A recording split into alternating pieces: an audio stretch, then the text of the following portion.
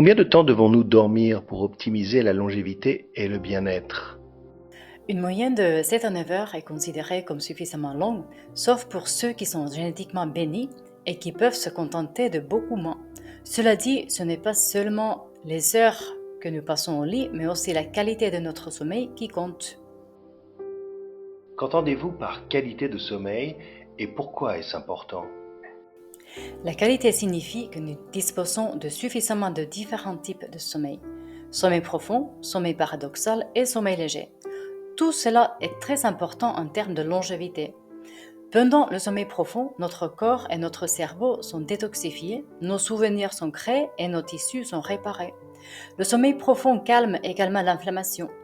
Le sommeil paradoxal, par contre, est important pour la mémoire et l'apprentissage, et un sommeil léger permet de notre corps de se reposer.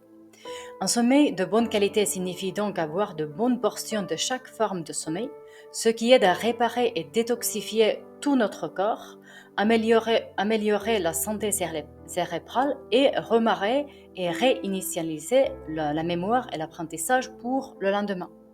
Il définit également nos rythmes circadiens, donc nos horloges internes qui contrôlent tous nos processus métaboliques pour brûler les graisses et le sucre, renforçant ainsi notre immunité, notre humeur et nos niveaux d'énergie, et aussi notre équilibre hormonal et notre force musculaire. Pourquoi obtenir un sommeil de bonne qualité est plus facile pour certains que pour d'autres? De toute évidence, de nombreux facteurs liés au mode de vie jouent un rôle très important dans l'amélioration de la qualité du sommeil.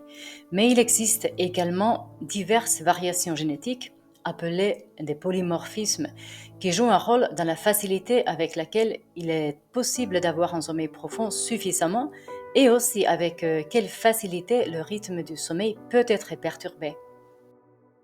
Quels facteurs liés au mode de vie sont les plus importants pour améliorer la qualité de votre sommeil?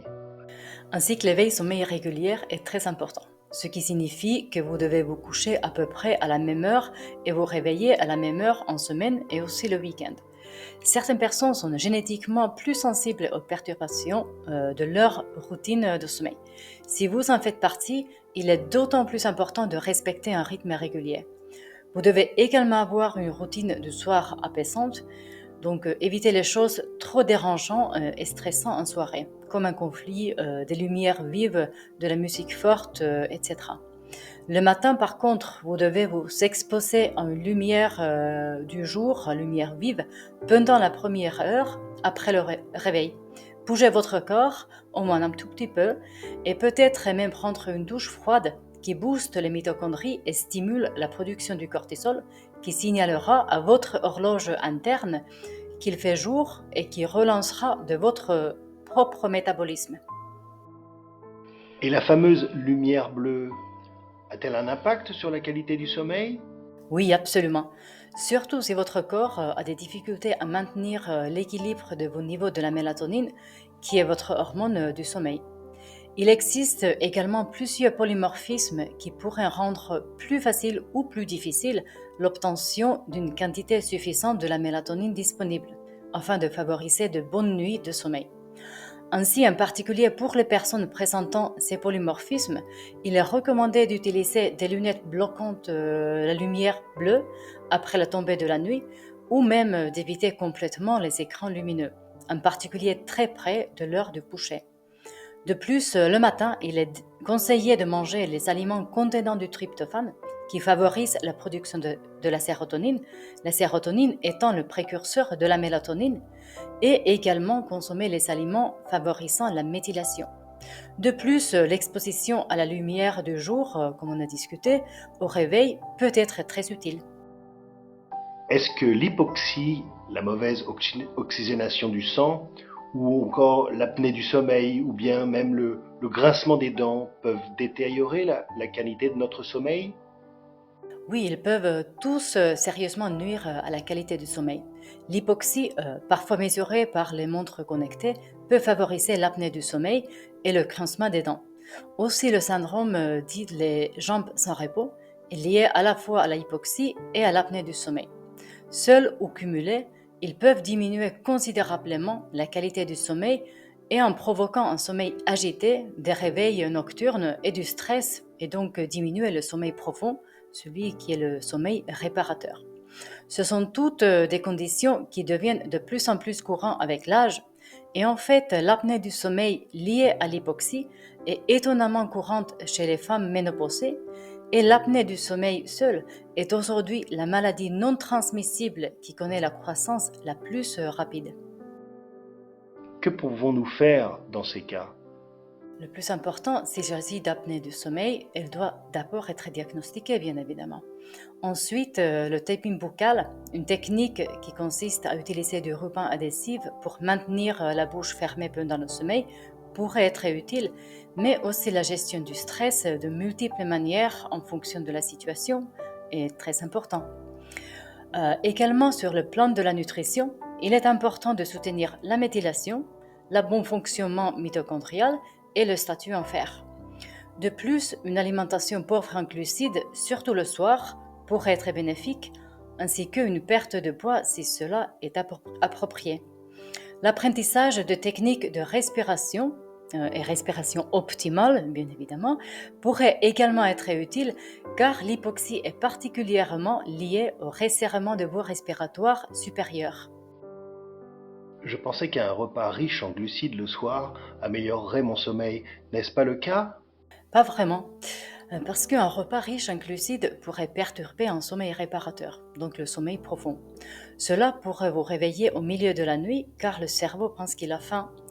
Et c'est davantage un problème pour ceux qui ne sont pas en bonne santé métabolique, ce qui signifie que les mitochondries ne sont pas flexibles pour utiliser les graisses alimentaires, souvent dites les corps cétoniques, comme carburant pour le cerveau.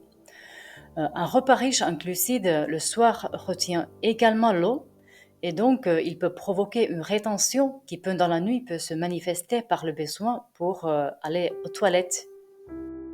Que puis-je manger pour améliorer ma nuit?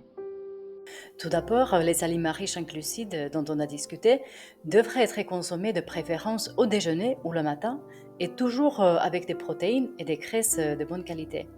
Et par contre, le soir, il sera préférable de choisir un repas léger avec un peu de protéines et un peu de graisses alimentaires de bonne qualité, bien évidemment. Ceux dont le rythme de sommeil est facilement perturbé sont particulièrement sensibles aux repas riches en glucides le soir et aux collations en fin de soirée. Ces deux habitudes pourraient favoriser la prise du poids, en particulier chez les personnes sensibles. J'adore mon café. Est-ce que vous êtes en train de me dire que le café est également mauvais pour mon sommeil? En grande quantité, certainement, et pour tout le monde. Mais il existe cependant des variations génétiques qui expliquent que certaines personnes sont beaucoup plus sensibles que d'autres aux effets négatifs de la caféine. Ce l'on appelle les métaboliseurs lents ont tendance à éliminer la caféine consommée beaucoup plus lentement, donc son impact dure beaucoup plus longtemps dans le corps. Le café en fin d'après-midi pourrait donc avoir un impact néfaste sur la qualité de leur sommeil. Que puis-je faire si je suis un métaboliseur lent? Vous pouvez toujours profiter de votre café du matin, mais limitez sa consommation l'après-midi ou au plus tard à partir de 14 heures. Si vous appréciez vraiment le goût du café, je vous recommande de passer au décaféiné ou d'utiliser du café entre guillemets à la chicorée comme l'alternative ou bien des tisanes.